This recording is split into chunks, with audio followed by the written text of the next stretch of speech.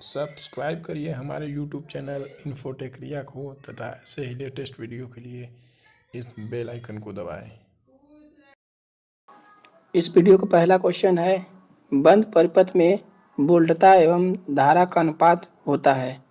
तो Ohm's law के अनुसार हम लोग जानते हैं कि किसी भी बंद परिपथ में जो धारा का मान होता है वो वोल्टता के बढ़ने तथा घटने से क्रमशः बढ़ता तथा घटता है। तो इस अनुसार हम कह सकते हैं कि किसी भी बंद परिपथ में वोल्टता एवं धारा का अनुपात स्थिर होता है। तो इसका राइट आंसर हो जाएगा option number B. Next question है, एक धात्विक चालक में धारा का प्रवाह किसके कारण होता है। तो यहाँ एक धात्विक चालक की बात हो रही है। तो धात्विक चालक में धारा का प्रवाह केवल इलेक्ट्रॉनों के कारण होता है। तो इसका राइट आंसर हो जाएगा ऑप्शन नंबर सी, केवल इलेक्ट्रॉनों के कारण। अगला क्वेश्चन है, ओम किसकी एसआई इकाई है।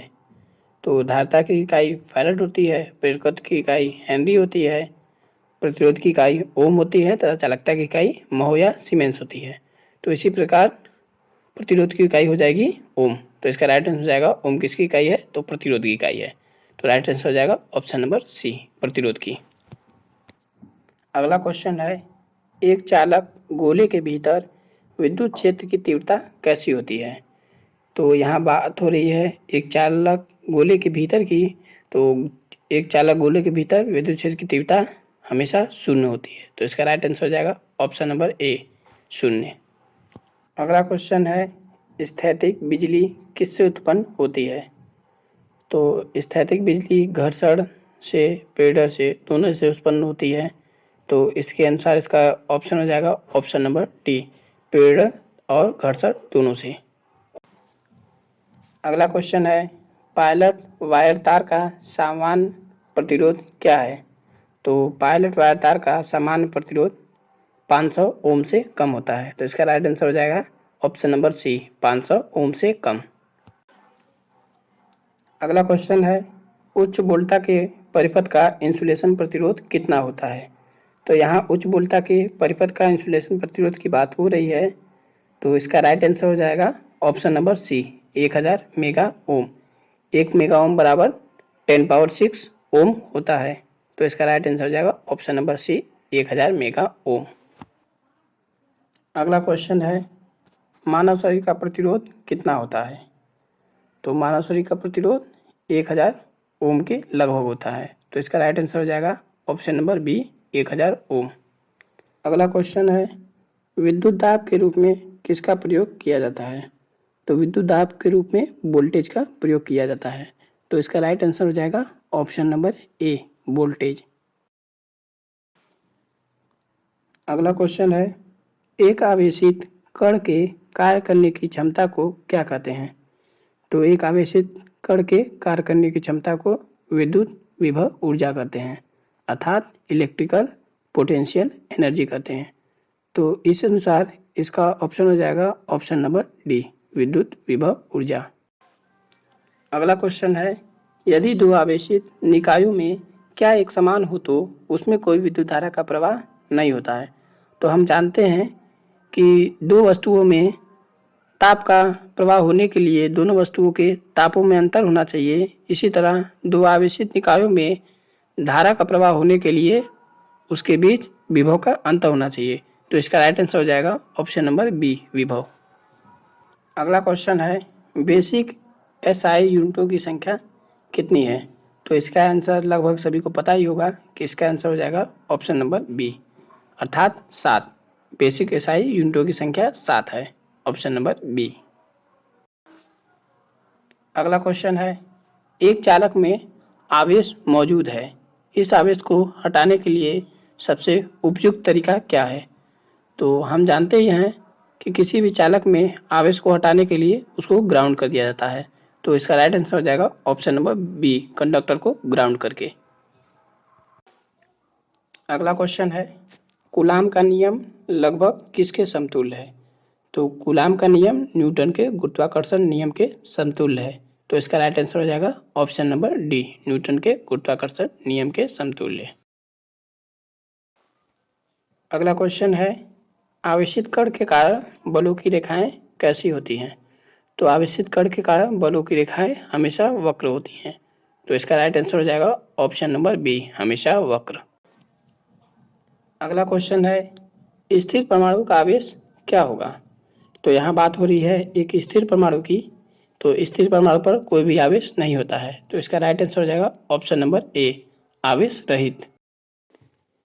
अगला क्वेश्चन है, चालक गोले के अंदर हमेशा क्या स्थिर होता है अर्थात कांस्टेंट होता है? तो चालक गोले के अंदर हमेशा विभव का मान स्थिर होता है। तो इसका राइट आंसर हो जाएगा ऑप्शन नंबर ए, विभव। तथा चालक गोले के अंदर किसका मान शून्य होता है? तो विद्युत क्षेत्र का मान शून्य होता है। अगला क्वेश्चन है, विद्युत क्षेत्र कैसी राशि होती है? तो विद्युत क्षेत्र एक सदिश राशि होती है। तो इसका ऑप्शन हो जाएगा ऑप्शन नंबर बी, एक सदिश। सदिश राशियाँ वह होती हैं जिन्हें व्यक्त करने के लिए उसके परिमाण के साथ साथ दिशा की भी आवश्यकता होती है, सदिश राशि कहते हैं। तथा अदिश राशियाँ वह होती हैं जिन्हें व्यक्त करने के लिए परिमाण के साथ साथ दिशा की कोई आवश्यकता नहीं होती है, उसे अदिश राशियाँ कहते हैं। विद्युत क्षेत्र की दिशा सदैव प्लस से माइनस की ओर होती है, आप इसे भी याद रख सकते हैं। अगला क्वेश्चन है, एक गतिमान आवेश उत्पन्न करता है। तो एक गतिमान आवेश क्या उत्पन्न करता है? तो इसका राइट आंसर हो जाएगा ऑप्शन नंबर सी, एक गतिमान आवेश विद्युत क्षेत्र व चुंबकीय क्षेत्र दोनों को उत्पन्न करता है। तो इसका राइट आंसर है ऑप्शन नंबर सी। अगला क्वेश्चन है, एक जूल प्रति कूलाम क्या कहलाता है? तो एक जूल प्रति कूलाम वोल्ट कहलाता है, क्योंकि V बराबर होता है W/Q। तो इसका राइट आंसर हो जाएगा ऑप्शन नंबर ए, वोल्ट। अगला क्वेश्चन है, जब भी एक आवेशित कण एक विद्युत विभव में गमन करता है तो जब भी एक आवेशित कण एक विद्युत विभव में गमन करता है तो वो गतिज ऊर्जा प्राप्त कर लेता है। तो इसका राइट आंसर हो जाएगा ऑप्शन नंबर बी, गतिज ऊर्जा प्राप्त कर लेता है। अगला क्वेश्चन है, एक आवेशित खोखले गोले में कहाँ पर विद्युत क्षेत्र उत्पन्न नहीं होता है?